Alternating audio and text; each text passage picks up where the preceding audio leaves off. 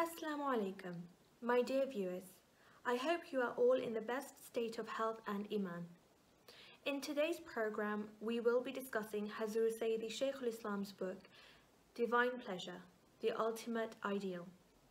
This is a relatively short book consisting of around 30 pages. The book deals with the purpose of individual existence and its relation to achieving moral excellence. I shall briefly read a little from the chapters to provide you with a better insight on what this book can offer. Chapter 1. The individual mode of living forms the first phase of human life. A deep study of the Holy Quran reveals that the ideal and purpose of individual existence in acquisition of the highest form of moral excellence.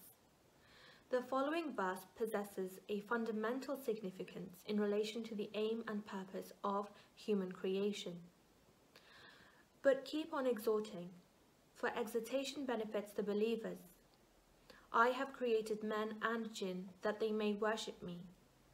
I desire no financial support from them, nor do I desire that they should feed me.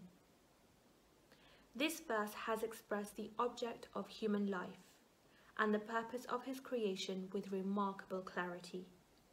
It is quite clear from the verse that the creation of human beings does not serve divine interest because God is absolutely independent of human limitations.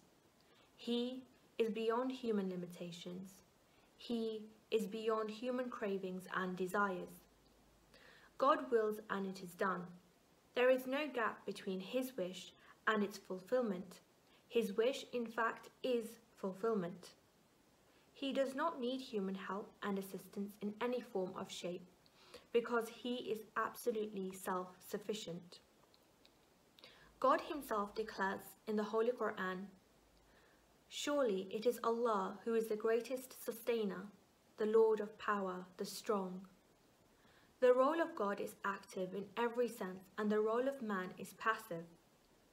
God is the only agent of all forms of creation and no other agent has created him. He sustains all other creatures but is not sustained by anybody else because he is self-sustaining. He is the strongest, therefore no other creature is stronger than him. He does not need to help and support of any of his creatures in any respect. Therefore, it is baseless to presume that human creation is an exhibitionist act that which God wanted to demonstrate his might and muscle. Nor is it sensible to conclude that the creation of mankind is a completion of divine attributes, or that the revelation of the divine self is in some way dependent and contingent on the creation of man. All these conjectures are the expression of human perversion and arrogance. They have no relation whatsoever with the factual position. The fact of the matter is that God has created man only for one purpose. The purpose is that he should achieve a state of maximum moral excellence through total and unqualified submission to the will of the Lord. This submission is not in his interest, nor does it magnify his stature in any way because he is already the most magnificent. The surrender to his will is actually in the interest of human beings themselves because only in this way they can realize truly the very object of their creation.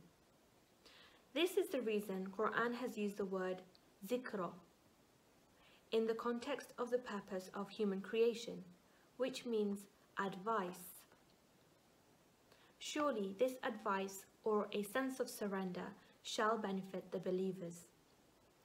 If they are aware of the purpose of their creation and if they adopt this awareness as the basis of their ideal, they can derive the maximum benefit out of this awareness and scale those heights of moral sublimity which are made accessible to them on account of their intensified awareness.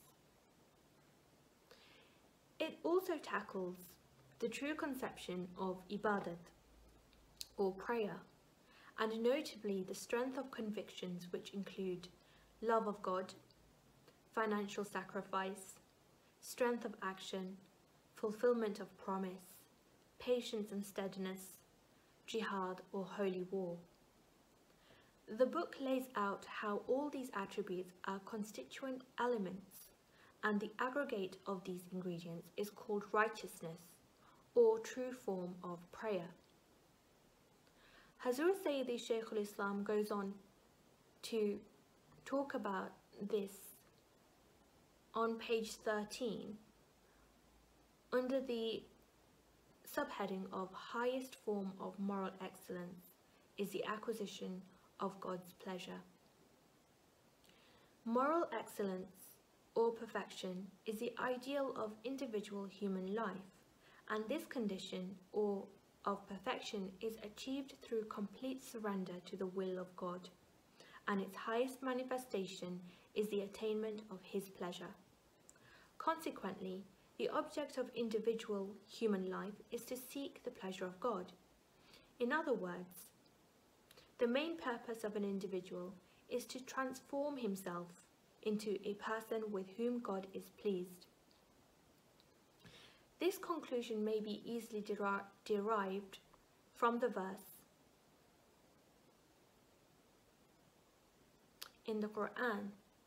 Hazrat Sayyidi Shaykh-ul-Islam goes on to talk about many verses in the Quran which reflect the moral excellence that the human being should strive for and the purpose of human being in this world. Hazrat Sayyidi Shaykh-ul-Islam goes on to talk about the highest form of moral excellence is attaining God's pleasure, and how the object of human life is to seek the pleasure of God. In other words, the main purpose of human is to transform themselves into a person with whom God is pleased. Hazrat Sayyidi Shaykh-ul-Islam follows on to provide examples from the Quran and the evidence from the study of the Quran which shows how the purpose and ideal of human life is the acquisition of God's grace. He also touches upon the concept of innovation, bid'ah, and its permissibility for the sake of attaining the pleasure of God. He concludes with the following verse. These verses of the Quran and passages of the Ahadith focus the lens of their wisdom and insight only on one spot of reality, and that is the total concentration of man on the attainment of God's pleasure, and this can be achieved by a constant remembrance and companionship of God, and by a permanent association with those who have already acquired the pleasure of God. These are the people who have already realized the ideal and objective of their lives. Therefore, they are the springs of true instruction and guidance, since they are the only authentic media through which others can receive the primary consciousness of true instruction and guidance. The Quran endorses this fact in the words, "There has come to you indeed from Allah a light and a clear book. It guides those who seek His pleasure along the paths of peace and leads them out of every kind of darkness into the light or right awareness by His will, and guides them to the right path or the path of security and stability." This verse is transparent endorsement of the conclusions drawn from the discussion that only those who sincerely desire to achieve the ideal of God's pleasure are, in fact, the truly guided people. They are the people whose hearts are luminous with the light of consciousness of their ideal.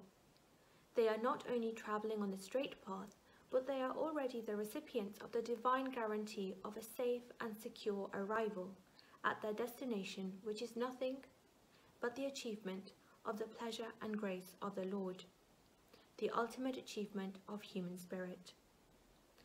The words are immediately followed by the words that the latter words qualify the former and give a specific, determined and consequential shape to man's request, which can be split into the short phrasal segments and rephrased as follows. O God, confer on us an awareness of the purpose of life that you conferred on your blessed people, so that we may also receive the gifts with which you rewarded them. O God, guide us along the path that your blessed people followed, so that we may achieve our ideal.